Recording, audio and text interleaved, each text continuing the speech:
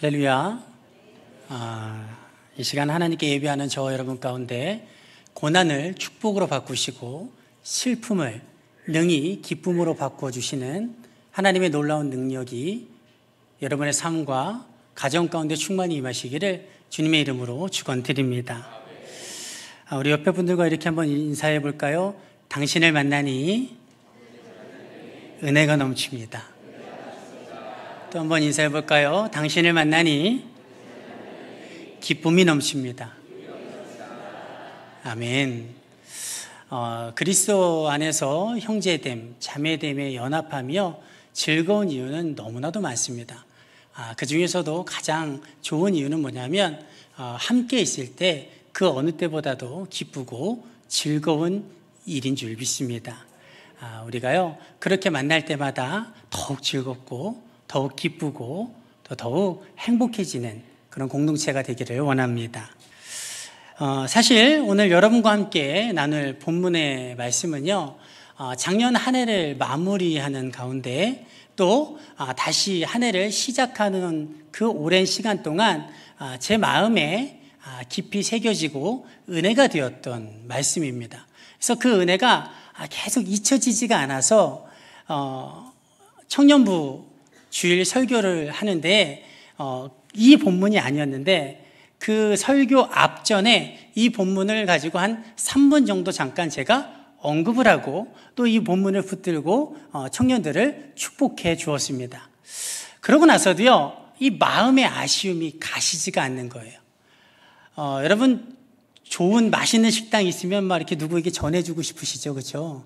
좋은 것 있으면 알려주고 싶으시잖아요. 이 목회자도 똑같거든요. 내가 받은 은혜의 말씀이 있으면 자꾸 이걸 이렇게 알려주고 싶어요. 그런데 한 3분 정도 알려주고 났더니 이 충분하지가 않은 겁니다. 왜 충분하지 않냐면 내가 받은 은혜의 크기가 이 정도가 아닌데, 내가 받은 주님이 주시는 마음의 그 사랑이 이 정도가 아닌데 이거를 충분히 다 쏟아내지 못한 것 같아서 너무 아쉬웠어요. 그러던 중에 오늘 좋은 기회라고 말하기 좀 그렇지만 이렇게 여러분과 함께 그 은혜를 나눌 수 있는 시간이 주어졌습니다. 바라건대 이 시간 제가 받은 은혜만큼, 아니 그보다 더 훨씬 큰 은혜가, 기쁨이 여러분에게 임하기를 주님의 이름으로 축원드립니다. 작년 연말에 2022년도 MBC 방송연예 대상에서요, 김성주 아나운서가 올해의 예능인상을 받았습니다. 여러분 보신 분들 계십니까? 김성주 아나운서가 예능인상을 받았는데 그가 수상소감에서요 이렇게 이야기를 했어요. 제 이름이 성주입니다. 그런데 그 이름이 뜻이 뭐냐면 거룩할 성자의 기둥 주자입니다. 여러분, 거룩한 기둥하면 생각나는 게 있으십니까? 여러분, 거룩한 기둥하면 십자가를 뜻하는 거예요. 그렇잖아요? 이게 나무 기둥인데 거룩하여진 기둥이 되니까. 그래서 자신의 이름이 십자가라는 뜻이라서 자신은 평생을 이 고생길을 걸어갈 줄 알았대요. 그런데 이렇게 영광스러운 자리에 서게 되어서 너무나도 기쁘고 감사하다라고 이야기를 하더라고요. 그러면서 그 고백 끝에 뭐라고 말했냐면 아버님 감사합니다, 이렇게 이야기를 했어요. 자신의 아버지에게 감사하면서 고백을 하는데 이 김성주 아나운서가 울컥하더라고요. 그 수상소감이 있고 나서요, 많은 미디어 매체들이 이 김성주 아나운서가 전에 다른 프로그램에서 자신의 아버지에 대해서 언급했던 그 이야기들을 다시 화제하기 시작했습니다. 그것들에 대해서 보도하기 시작했는데 그것을 찾아보니까 김성주 아나운서의 아버지는요, 시골 교회의 이 가난한 그런 형편의 목사님이셨다라고 이야기를 해요. 그런데 신기한 것은요, 이 김성주 아나운서의 아버지가 이 김성주 아나운서를 키울 때에, 어렸을 때에 하지 못하게 하는 게 많았답니다. 우리가 위험한 건 못하게 하고 그 다음에 가지 말아야 될 것은 못 가게 하는 것은 뭐 부모라면 당연한 것인데, 흔히 생각할 때에 이런 것까지 못하게 해? 그 중에 대표적인 게 뭐냐면요, 자전거를 못하게 했대요. 우리 같으면 자전거를 다른 아이들 다 타는데 내 아이가 못하면 가르치려고 하잖아요. 그런데 이 김성주 아나운서의 아버님은 자전거는 못 타겠답니다. 그리고 남들 다 가는 보이스카우트 캠프 같은 것도 가지 못하게 말렸대요. 그래서 이 김성주 아나운서가 늘 마음에 이 불만을 갖고 있었던 거예요. 그런데 시간이 지나서 아버지가 이 김성주 아나운서에게 편지를 통해서 자신의 마음을 전했는데, 그때 그 일에 대해서, 이유에 대해서 이야기를 하는데, 그 이유가 뭐였냐면요, 내가 너에게 그렇게 하지 못하게 한 거, 자전거도 못하게 하고 그 캠프도 못 가게 하고, 그런 이유는 다른 것이 아니라 가난한 형편 때문이었기도 했지만, 중요한 이유는 아들을 잃을까 봐 너무 두려웠기 때문이었단다라고 이야기를 했다는 거예요. 즉, 아들을 너무나도 소중히 여기고 너무나도 사랑하다 보니까 이 아들을 지키고자 하는 그 마음 때문에 우리가 생각할 때는 별로 이게 위험할 것 같지도 않은 그것마저도 크게 느껴지고 노심초사 그 모든 것들을 걱정하고 못하게 만들었다라는 것이죠. 여러분, 자식을 가진 부모라면요, 어느 정도 공감이 가는 내용인 것 같습니다. 왜냐하면 사랑하는 자식을 지키려는 마음이 강하다 보면요, 이것도 염려가 되고 저것도 염려가 되는 것은 부모로서 당연한 마음이기 때문입니다. 김성주 아나운서의 아버지뿐만 아니라 우리도요, 삶에 있어서 정말 가장 소중한 것들을 지키기 위해서 열심히 살아가고 있습니다. 그래서 때로는 그것들을 지키기 위해서 근심하기도 하고요, 걱정하기도 하고 염려하기도 하고, 또 때로는 고생이 될지라도 또 어떤 희생을 치르고서라도 그것을 지켜내려고 노력합니다. 여러분은 어떻습니까? 여러분은 삶에 있어서 어떠한 것들을 지키기 위해서 살아가고 계십니까? 여러분의 삶에 있어서 여러분이 그렇게 지키고자 노력하고 있는 그 소중한 것은 과연 무엇입니까? 여러분 통장 안에 있는 돈입니까? 아니면 여러분의 재산입니까? 여러분이 일구오는 명예입니까? 직장에서의 높은 직급입니까? 아니면 자녀의 성적과 같은 것입니까? 그것도 아니면 여러분의 건강이나 사업의 매출과 같은 것입니까? 여러분, 그 모든 것들을요, 우리는 지켜야 합니다. 그 모든 것들이 소중하지 않은 것이 아닙니다. 그래서 우리는 정말 최선을 다해서 그 모든 것들을 지키고 그렇게 살아가야 된다는 거죠. 그런데 중요한 것은요, 오늘 말씀 가운데서 우리에게 말하고 있는 것은 그런 모든 것들도 지키되 더욱 내 마음을 지키라라고 말하고 있습니다. 그 모든 것들, 우리가 소중하다고 생각하는 그 모든 것들을 지켜야 하지만 더욱 그보다 너희가 가장 우선적으로 마음에 두고 지켜야 될 것, 그 어느 것과도 바꾸지 않아야 될 가장 소중한 것은 뭐냐면 너의 마음을 지키는 일이다라는 거예요. 여러분, 왜냐하면요, 설사 돈이나 재산이나 명예와 같은 것들은 우리가 지키지 못한다고 할지라도 마음만 무너지지 않으면 언제든지 열심히 일하고 또 노력해서 그 모든 것들을 회복할 수 있는 기회가 있어요. 그런데 모든 것들을 다 이루고 다 만들어 놓았을지라도요, 마음이 무너지면 언제든지 그 이루어 놓은 모든 것들은 한 번에 무너질 수밖에 없기 때문이다라는 것이죠. 여러분, 자녀가 성적이 떨어졌어요. 그토록 자녀의 성적을 지켜주기 위해서 열심으로 돕고 서포트하고 그리고 도와줬는데 성적이 떨어졌어요. 여러분, 그때 정말 지켜야 될 것은 뭔지 아십니까? 자녀의 마음이에요. 왜냐하면 떨어진 성적은 낙심하지 않고 본인이 다시 마음 먹고 노력하면 언젠가는 그 원하는 결과를 얻어낼 수 있어요. 그런데 마음이 무너지면 더 이상 그 모든 것들을 이룰 수가 없기 때문이다라는 것이죠. 여러분, 돈이 많다고 해도요, 삶에 만족함이 없으면, 기쁨이 없으면 금방 마음이 공허해지고 우울해지고, 그래서 삶의 모든 것들이 다 무너져 내려버리게 됩니다. 또 큰 성공을 얻었다고 해도요, 어느 한순간 금전적인 것이나 아니면 불법적인 것이나 성적인 것과 같은 잘못된 유혹에 마음을 빼앗겨 넘어가게 되면 그동안 이루었던 모든 그 성공과 명예와 그 모든 것들은요, 한순간에 무너질 수밖에 없을 것입니다. 그래서 요즘 사람들이 이전보다 더 부유해지고 더 편안해지고 더 많은 것을 누리고 있음에도 불구하고 우울증이나 알코올 중독이나 또 분노 조절 장애와 같은 범죄들이나 심지어는 마약과 같은 사회적 문제들이 더 빈번하게 일어나고 있는 것입니다. 즉 자의이든 타의이든 자신의 마음을 주체할 수 없고 통제할 수 없기 때문에 그 모든 문제들이 일어나고 있다는 것이죠. 여러분, 이러한 사실들을 볼 때 우리는 우리의 마음을 잘 지키기만 하면 어떠한 역경 속에서도 딛고 일어날 수 있고, 우리의 마음을 잘 지키기만 하면 어떤 큰 유혹이 와도 그것을 이겨낼 수 있고 물리칠 수 있지만, 반대로 모든 것을 다 이루어 놓았다고 해도 우리의 마음 하나를 지키지 못하면 그 모든 이루어 놓은 것들이 한 번에 무너질 수 있다는 그 중요한 사실을 깨달아야 될 줄 믿습니다. 그래서 하나님은요, 오늘 23절 말씀을 통해서 우리에게 이렇게 말씀하고 있어요. 더욱 내 마음을 지키라.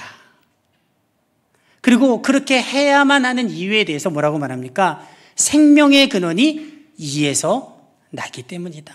즉 생명의 근원이 마음에서 나기 때문이라는 거예요. 여러분, 생명이 뭡니까? 여러분, 여기서 생명은요, 생명력 있는 이라고 말할 수 있는데, 이 생명을 풀어 말하면요, 사는 게 사는 것 같은 것. 여러분, 돈만 있다고 사는 것 같지 않잖아요. 성공했다고 사는 것 같지 않잖아요. 자식이 잘 된다고 사는 것 같지 않잖아요. 정말 사는 게 사는 것 같은 거는 다른 데 있는 거예요. 이거는 그냥 되어지는 게 아닙니다. 그런데 그 마음을 주체하지 못하면 이 삶의 의미와 보람과 가치가 내 안에 주어질 수 없다라는 거예요. 다 이뤄 놓아도 이 마음에서부터 사는 게 사는 것 같은 것이 시작이 되는데, 마음을 지키지 못하면 그 모든 것들이 다 되어지지 않는다라는 것이죠. 여러분, 또 잠언 25장 8절에서 28절에 보면 이렇게 말합니다. 자기의 마음을 제어하지 아니하는 자는 성읍이 무너지고 성벽이 없는 것과 같으니라. 즉 자신의 마음을 지키지 못하는 자는요, 성읍이 없고 성벽이 없는 곳에서 사는 자들과 같다라는 거예요. 여러분, 이게 무슨 말이냐면, 여러분, 지금 우리는요, 성읍에서 살지 않습니다. 그렇죠? 우리가 사는 곳에는 성벽이 있지 않아요. 왜 그렇습니까? 지금은 모든 민족과 나라들이 서로 국제 협약을 맺고 서로 특별한 일이 있지 않는 한 불가침 조약을 맺고 있어요. 그리고 불가침 조약을 맺고 있는 상태에서 또 무엇을 하고 있습니까? 군인들이 그 나라와 민족들을 지키고 있습니다. 그래서 우리는 편안하게 잠을 잘 수 있고, 어떠한 도적이나 강도로부터 내 것을 빼앗길 만한 염려를 하지 않아요. 또 우리의 근거리에는 우리를 보호해 주시는 경찰들이 있잖아요. 여러분, 그런데 옛날에는요, 성읍에 산다는 거, 성벽이 우리 주변 가운데 쌓여져 있다는 것은 굉장히 중요한 일이었어요. 왜냐하면 그것이 없으면 언제 쳐들어올지 모르는 이민족의 그 침입에 대해서, 도적대들의 침입에 대해서 방어할 수 있는 것이 아무것도 없기 때문에 그렇습니다. 성읍이 없으면, 성벽이 없으면 쉽게 잠을 자지 못해요. 농사를 지어도 그 모든 것들에 대해서 언제 빼앗길지 모르기 때문에 불안할 수밖에 없습니다. 전혀 방비할 수 없는 게 성읍이 없고 성벽이 없는 그런 상태를 말하고 있는 거예요. 여러분, 오늘 말씀에 성읍이 없고 성벽이 없는 곳에 사는 백성과 같은 게 뭐라고 말해요? 마음을 지키지 못하는 자. 똑같은 것을 이야기하는 거예요. 즉, 마음을 지키지 못하는 자는 세상의 유혹이 올 때에, 사단의 유혹이 올 때에, 육체의 종욕이 그 마음을 유혹하고 흔들 때에 전혀 방비하지 못하고, 전혀 싸워하지 못하고 그 유혹에 속절없이 넘어갈 수밖에 없다라는 것입니다. 그러면 우리는 정말 생명력 있는 삶다운 삶을 살기 위해서, 또 죄의 유혹으로부터 빠지지 않기 위해서 모든 것을 지키려고 노력하되 무엇보다 더욱 우리의 마음을 지키는 일에 힘써야 될 줄 믿습니다. 여러분, 그런데 문제는 뭡니까? 문제는 그러면 도대체 우리의 마음을 지키려면 어떻게 해야 하는 거예요? 그렇잖아요. 아니, 마음을 지키는 게 좋아요. 그래, 마음을 지켜야 된다는 것도 알아요. 그런데 문제는 그럼 도대체 내 마음을 어떻게 지킨다는 거예요? 여러분, 마음을 지키는 일이 쉽습니까? 여러분, 쉽지 않아요. 제가 늘 자주 사용하는 말인데, 여러분, 세상에 내 마음대로 되지 않는 게 뭐예요? 내 마음이에요. 여러분은 인정이 잘 안 되시나 봐요. 지금 내 자식이지, 그렇게 떠오르시는 분이 많았죠, 그렇죠? 흔히들 세상에 진짜 내 마음대로 안 되는 게 내 자식이라고 말하는데, 그보다 더 내 마음대로 안 되는 게 뭐냐면 내 마음입니다. 노력을 해도 안 돼요. 온갖 힘을 써도 잘 안 되는 게 내 마음이다라는 것이죠. 여러분, 예를 들면요, 누군가에게 우리가 살다 보면 크게 상처받는 일이 있어요. 억울한 일을 당할 때가 있습니다. 그러면 우리 마음에 턱 드는 마음은 뭐예요?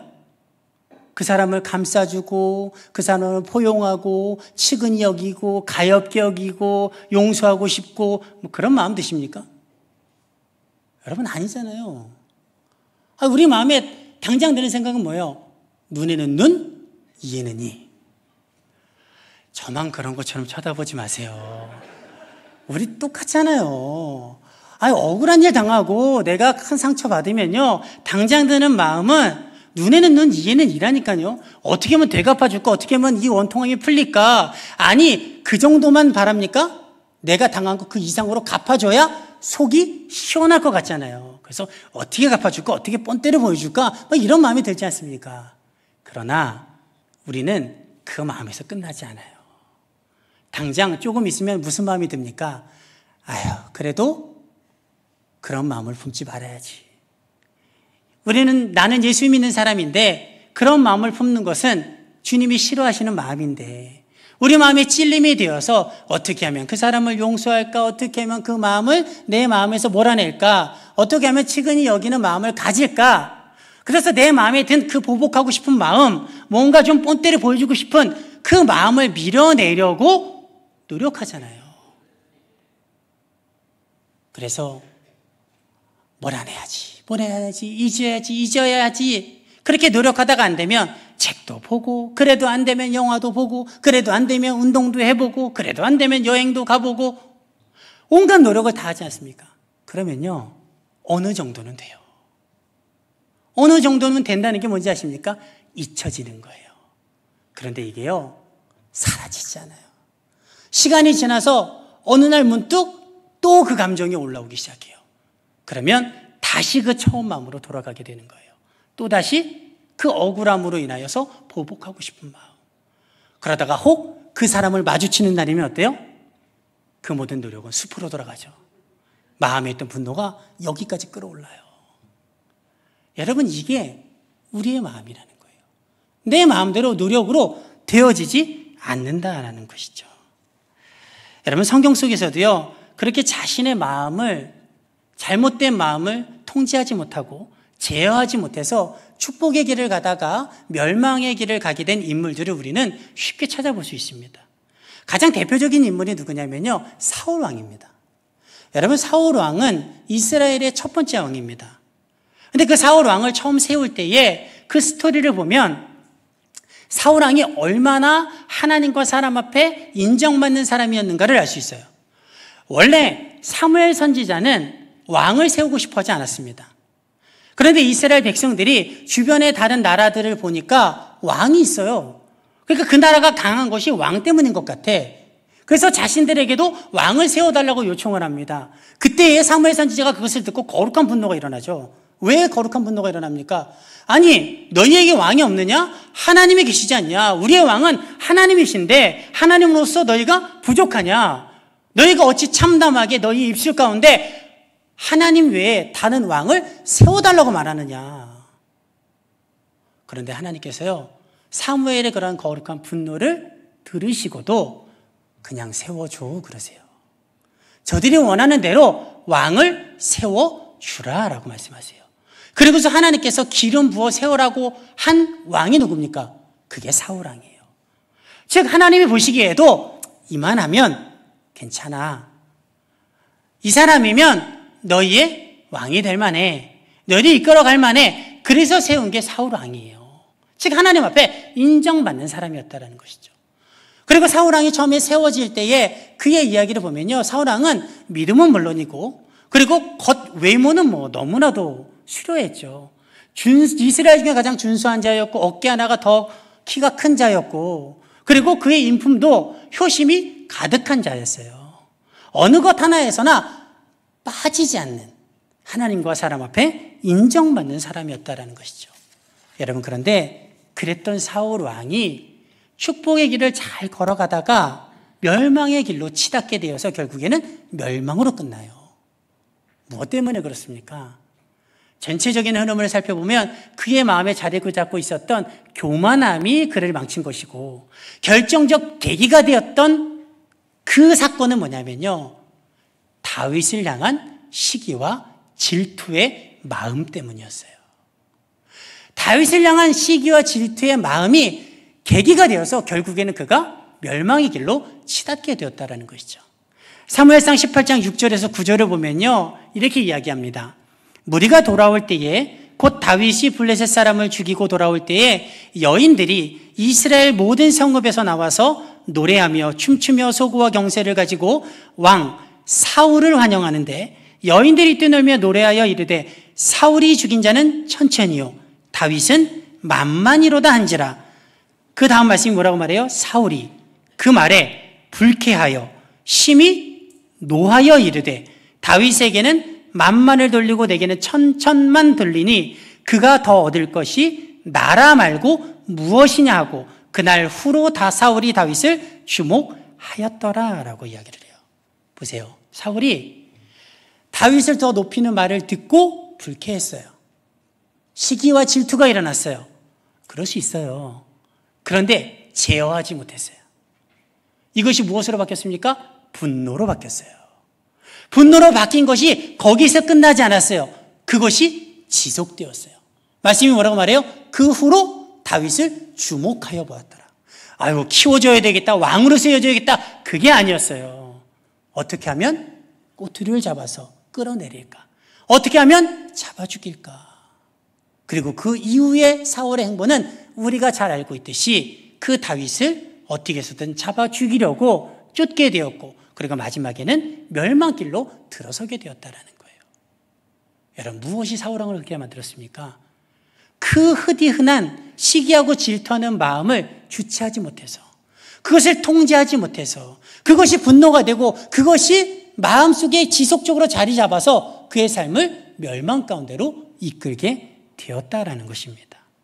그 다윗이 누구였는데요? 자신의 사위였는데. 그 다윗이 누구였는데요? 자신을 여러 번이나 국가적 위기 가운데서 구해준 영웅이자 자기에게도 고마운 사람이었는데 자신의 마음 하나 주체하지 못해서 그 고마움을 원수로 갚게 되고 하나님께서 원치 않는 그 길로 걸어가다가 멸망길로 빠질 수밖에 없었다라는 것입니다. 여러분, 우리가 잘 아는 삼손도 마찬가지죠. 여러분, 삼손은 태어날 때부터 나실인입니다. 구별된 자였습니다. 겉으로 율법으로 따지면, 정결함을 따지면 어느 누가 그를 따라갈 수 있었겠습니까? 그런데 그렇게 어려서부터 거룩한 삶의 행보를 걸었던 삼손, 그리고 하나님으로부터 큰 달란트를 받아서 누구도 대적할 수 없는 힘을 가지고 있었던 삼손도 무엇 하나 때문에 여인을 향한 욕정을 주체할 수 없어서 그 부모가 이방 여인과의 혼인을 막았음에도 불구하고 혼인하고 그리고 혼통나고도 또다시 드릴라를 찾아서 그 여인을 향한 마음을 주체하지 못해서 그 삶이 결국에는 사명도 망하고 삶도 망하는, 물론 마지막에는 하나님께서 구원하셨지만 그런 잘못된 길을 걸을 수밖에 없게 되었다라는 것입니다. 여러분, 그렇다면 죄에 대한 유혹만 그럴까요? 우리의 마음에 찾아오는 죄에 대한 유혹만 우리가 주체할 수 없을까요? 여러분, 그렇지 않습니다. 여러분, 나도 모르게 원치 않게 찾아오는 우리 마음에 드는 슬픔이나 두려움이나 근심이나 걱정이나 염려나 우울함이나 낙심됨이나 절망과 같은 것들. 여러분, 이런 것들이 허락 없이 내 마음에 들어오잖아요. 여러분, 그럴 때면 우리는 그것을 내버려 둡니까? 아니에요. 내버려 두지 않습니다. 너무나도 괴로워서 그것을 떨쳐내버리려고, 어떻게든 이겨보려고, 좋은 생각도 해보고 기쁜 일도 해보려고 하고 그 모든 것을 잃어버리려고 하는데요, 잘 되어지지가 않아요. 그렇게 하면 할수록 점점 더 그 마음 가운데로 내가 깊이 빠질 수밖에 없게 된다는 거예요. 여러분, 그래서 우리가 고통스러운 것 아닙니까? 지금 무슨 말입니까? 내 마음대로 되지 않는 게 내 마음이라는 거예요. 여러분, 그러나 우리에게는요, 소망이 있습니다. 왜냐하면 성경은 내 마음대로 되지 않는 내 마음을 예수님께서 지켜주신다라고 말씀하고 있기 때문입니다.